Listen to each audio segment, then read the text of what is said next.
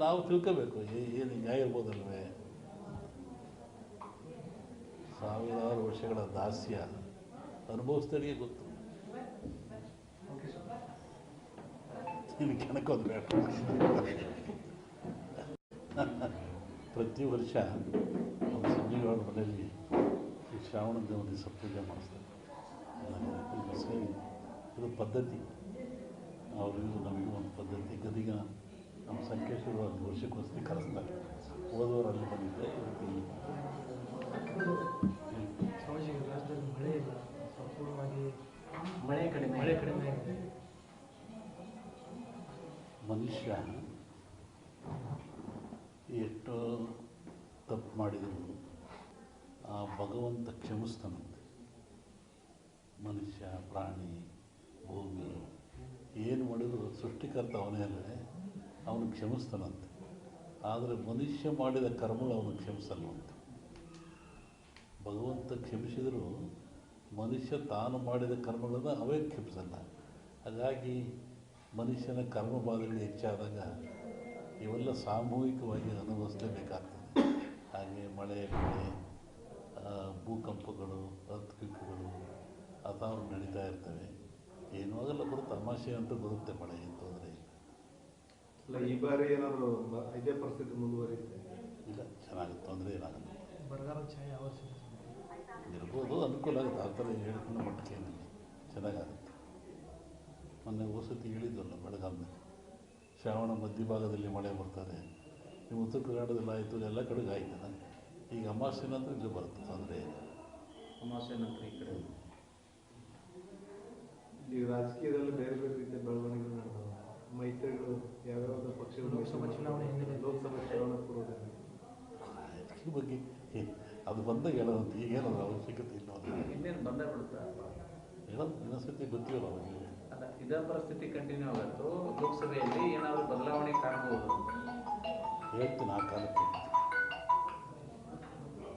ಈಗ ಬಿಜೆಪಿಯವರು JDS ಅವರು ಹೊಂದಾಣಿಕೆ ಮಾಡ್ಬೋದು. ಅದು ನಮಗೇನು ಸಂಬಂಧ, ಅದ್ರ ಬಗ್ಗೆ ನಮಗೇನು ವಿಚಾರ ಅಂತ ಹೇಳಲೂಬಾರ್ದು. ದೇಶದ ಭವಿಷ್ಯ ಏನಾಗುತ್ತೆ? ದೇಶ ಹಿಂಗೆ ಹೋಗ್ತಾ ಹಿಂಗೆ ಹೋಗ್ತದೆ. ಸದ್ಯಕ್ಕೆ ತೊಂದರೆ ಇಲ್ಲ. ಅನೇಕ ಆಪತ್ತುಗಳಿದ್ದಾವೆ. ಅದೇ ಬಂದೇ ಹೇಳಿದ ಭೂಕಂಪಗಳಾಗ್ತವೆ. ಮೊನ್ನೆ ಫಾರಿನ್ನ ಕಡೆ ಮಳೆ ಜಾಸ್ತಿ ಆಗ್ತದೆ. ಇನ್ನೂ ಉತ್ತರದಲ್ಲಿ ಮಳೆ ಅಂತ ಹೇಳಿದಾಗ ಹಾಗಾಗ್ತದೆ. ದೊಡ್ಡ ದೊಡ್ಡ ನಗರಗಳಿಗೆ ಆಪತ್ತಿದೆ, ತೊಂದರೆಗಳಿದ್ದಾವೆ. ಭೂಕಂಪಗಳಾಗಂಥದ್ದು, ಹಾಹಾಕಾರಗಳಾಗ್ತದೆ. ರಾಜಕೀಯದ ಅಸ್ಥಿರತೆ ಉಂಟಾಗ್ತದೆ. ಅವಾಗಿರೋದೇ ಪ್ರಾಕೃತಿಕವಾಗಿ ದೋಷಗಳು ಇರ್ತದೆ. ರಾಜಕೀಯ ಅಸ್ಥಿರತೆ ಅಂದ್ರೆ ಅದನ್ನು ಸ್ವಲ್ಪ ಬಿಡಿಸಿ ಹೇಳಿದ್ರೆ ಹೆಂಗಿರುತ್ತೆ? ನೀವೇ ನೋಡುವಂತೆ ನಿಮಗೆ ಗೊತ್ತಾಗುತ್ತೆ. ಯಾವ ರೀತಿ ರಾಷ್ಟ್ರ ರಾಜಕೀಯದಲ್ಲಿ ಅಸ್ಥಿರತೆ ಉಂಟಂತ? ಎರಡರಲ್ಲೂ ಇದೆ. ರಾಜ್ಯ ಎರಡರಲ್ಲೂ ಅಸ್ಥಿರತೆ ಕಾಣುತ್ತೆ. ಎಲ್ಲ ಕಡೆ ಈ ಧರ್ಮದ ವಿಚಾರ ಸಾಕಷ್ಟು ಚರ್ಚೆಗೆ ಆಗ್ತಿದೆ. ಆದರೆ ಸನಾತನ ಧರ್ಮ ವಿಚಾರವಾಗಿ ಚರ್ಚೆ ಆಗ್ತದೆ. ಅವರವ್ರ ಧರ್ಮ ಅವ್ರಿಗೆ ದೊಡ್ಡದು. ಇದು ಭಾರತದಲ್ಲಿ ಸೆಕ್ಯುಲರಿಸಮ್, ಜಾತ್ಯತೀತವಾದ ಇದೆ. ಮತ್ತು ಅವರ ಧರ್ಮಕ್ಕೆ ನೋವಾದಾಗ ಅವರು ವ್ಯಕ್ತಪಡಿಸೋದು ಸಹಜ, ಅದು ತಪ್ಪೇನಲ್ಲ. ಅದರ ಬಗ್ಗೆ ನಾವು ಯಾವುದೇ ಪರ ವಿರೋಧ ಹೇಳುವಂಥದ್ದು ವಿಚಾರ ಅಲ್ಲ. ಒಂದು ಸಲವನ್ನು ಎಲ್ಲ ದೇಶಕ್ಕೂ, ಎಲ್ಲ ಮನೆತನಕ್ಕೂ, ಎಲ್ಲ ಜನಕ್ಕೂ ತನ್ನದೇ ಆದ ಧರ್ಮ, ನೀತಿ, ಪರಂಪರೆ ರೂಢಿ ಇರ್ತಾರೆ. ಅದು ನೋವಾದಾಗ ಎಲ್ಲರಿಗೂ ನೋವಾಗ್ತದೆ. ಹಾಗೆ ರಾಷ್ಟ್ರಕ್ಕೂ ಒಂದು ಧರ್ಮ, ನೀತಿ ಇದೆ ಮತ್ತು ಎಲ್ಲ ಜನಾಂಗಕ್ಕೂ ಇದ್ದಾವೆ. ಅದನ್ನು ನಾವು ತಿರಸ್ಕರಿಸಬಾರ್ದು, ಹೆಚ್ಚಿನ ಪ್ರೋತ್ಸಾಹನೂ ಕೊಡಬಾರ್ದು. ಅದು ಹೆಂಗುದೇ ನಡ್ಕೊಂಡು ಹೋಗ್ತಾ ಇರ್ತದೆ. ರಾಜಕೀಕರಣ ಆಗ್ತಾ ಇದೆಯಲ್ಲ, ಧರ್ಮದಲ್ಲಿ ರಾಜಕೀಯ ಇರಬಾರ್ದು, ಅದು ಅಪಾಯ ಆಗ್ತದೆ. ಪ್ರಜಾಪ್ರಭುತ್ವಕ್ಕೆ ರಾಜಕೀಯಕ್ಕೆ ಅಪಾಯವಾಗ್ತದೆ. ರಾಜಕೀಯ ಬೆರೆಸಬಾರ್ದು. ಇಲ್ಲಪ್ಪ, ಈಗ ಧರ್ಮದ ಮೇಲೆ ನಾವು ಓಟ್ ಕೇಳಿ ಅಧಿಕಾರಕ್ಕೆ ಬಂದಂಥ ಪರಿಸ್ಥಿತಿ ಸೃಷ್ಟಿಯಾಗ್ಯದ ದೇಶದೊಳಗೆ. ಧರ್ಮಾಧಾರಿತ ರಾಜಕಾರಣ ನಡೆದು ಅದು ಅವರಿಗೆ ಸಂಬಂಧಪಟ್ಟದ್ದು. ಅಲ್ಲ, ನೀವು ಹೇಳಿದ್ರಲ್ಲಪ್ಪ ಈಗ ಧರ್ಮ ರಾಜಕೀಯ ಬೆರಿಬಾರ್ದು ಅಂತ ಹೇಳಿದ್ರಲ್ಲ. ಆದ್ರೆ ನಾವು ಒಂದು ಜನರ ನಡುವಲ್ಲ ದ್ವೇಷ ಬಿತ್ತಿ ಓಟು ಬೆಳ್ಕೊಳ್ಳುವಂಥ ಪರಿಸ್ಥಿತಿ ನಿರ್ಮಾಣ ಆಗ್ಯದ. ನೀರಿನಲ್ಲಿ ದೋಣಿ ಇರಬೇಕು, ದೋಣಿಲಿ ನೀರು ಇರಬೇಕು. ದೋಣಿ ಒಳಗೆ ನೀರಿದ್ರೆ ಏನಾಗ್ತದೆ? ಹುಡುಕ್ತಾನೆ, ನೀರಿನ ಮೇಲೆ ದೋಣಿದ್ರೆ ಹೋಗ್ತಾನೆ, ಹಾಗೆ ಒಂದಿನ ಲೈವ್ ಆಗ್ತಾನೆ. ದೋಣಿ ಮೇಲೆ ನೀರು ಬರುವಂಥ ಪರಿಸ್ಥಿತಿ ನಿರ್ಮಾಣ ಆಗುತ್ತೆ. ಈ ಮನುಷ್ಯರೆಲ್ಲ ಜಾಣರಾದಂಗ ವಿದ್ಯೆ ಬಂದಂಗ ಈ ಜಾತಿ ವ್ಯವಸ್ಥೆ ಎಲ್ಲ ಕಡಿಮೆ ಆಗಬೇಕಾಗಿದೆ. ಅದ್ರ ಬದಲಾಗಿ ಈ ರಾಜಕೀಯದವರೇ ಜಾತಿ ಧರ್ಮನ ಬಿತ್ತಕತ್ತಾರ ಜನರು. ಪೂರ್ಣವಾದ ಜ್ಞಾನ ಯಾವ ಮನುಷ್ಯನಿಗಿರಲ್ಲ, ಅವಾಗ ಇವೆಲ್ಲ ಬರೋದು ಸಹಜ. ಸಂಪೂರ್ಣವಾದ ಜ್ಞಾನ ಗಳಿಸಿದರೆ ಯಾವುದಕ್ಕೂ ಅವಕಾಶ ಇರಲ್ಲ. ಅರಿವು ಹೇಳ್ತೀವಲ್ಲ, ನಾವು ತಿಳಿದ್ರೆ ಎಷ್ಟು ಅಂದಾಗ ಇವೆಲ್ಲ ಬರ್ತವೆ. ಪೂರ್ಣವಾದ ಜ್ಞಾನ ಸಂಪಾದನೆ ಮಾಡಬೇಕು. ಅರಿವಿನ ಕೊರತೆ.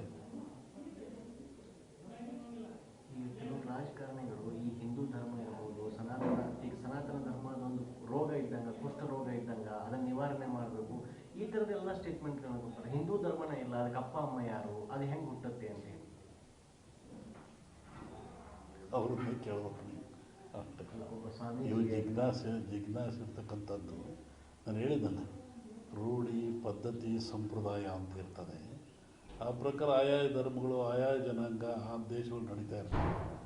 ಅದಕ್ಕೆ ಚ್ಯುತಿ ತರೋರು ಇದ್ದಾರೆ, ಚ್ಯುತಿ ತರದೇರು ಇದ್ದಾರೆ. ಈಗ ಟೆರರಿಸ್ಟ್ಗಳಿದ್ದಾರೆ, ಅವ್ರು ಅದೇ ಕೆಲಸ. ಅದು ಬೇಡ ಅಂತ ಹೇಳೋರು ಅದೇ ಕೆಲಸ ಅವರಿಗೆ. ಅವ್ರು ಬೇಡ ಅದು ಬಿಡೋದಿಲ್ಲ ಅಂದರೆ ಅವರೆಲ್ಲ ಧರ್ಮ ವಿರೋಧಿಗಳು ಅಂತಲ್ಲ. ಆಯಾಯ ಧರ್ಮದ ವ್ಯಾಮೋಹ ಜಾಸ್ತಿ ಆದಾಗ ಸಂಕುಚಿತ ಭಾವನೆಯಲ್ಲಿ ಇವೆಲ್ಲ ವ್ಯಕ್ತಪಡಿಸ್ತಾರೆ.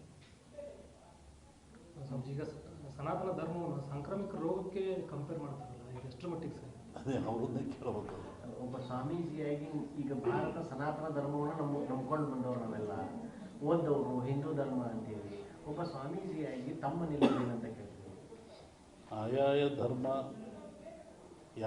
ಯಾವುದು ಶಾಂತಿ ನೆಮ್ಮದಿ ಕೊಡ್ತದೆ ಅದು ಆಚರಣೆ ಭಾಳ ಮುಖ್ಯ. ಹುಟ್ಟಿ ಧರ್ಮ ಅಂದರೆ ನೆಮ್ಮದಿ ಬೇಕು, ಶಾಂತಿ ಬೇಕು, ಮನುಷ್ಯನಿಗೆ ನಿಜವಾದ ಒಂದು ಜ್ಞಾನ ಮೂಡಿಸ್ಬೇಕು. ಅದು ಸಿಕ್ಕಿದ ತೊಂದರೆ ಏನಿಲ್ಲ.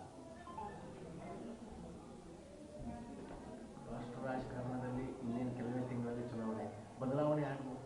ಹೇಳಿದ ಅಲ್ಲೋಲ ಕಲ್ಲೋಲ ಆಗ್ತದೆ, ರಾಜಕೀಯ ಅಸ್ಥಿರ ಆಗ್ತದೆ. ಈ ಲೋಕಸಭಾ ಚುನಾವಣೆ ವೇಳೆನೇ ಆಗ್ತದೆ ಸ್ವಾಮೀಜಿ. ಈ ಸದ್ಯದ ಪರಿಸ್ಥಿತಿ ಮುಂದುವರಿಯೋದಿಲ್ಲ ಹಾಗಾದ್ರೆ ಮುಂದಿನ ಲೋಕಸಭಾ ಚುನಾವಣೆ ನಂತರ ನೋಡ್ತೀವಿ.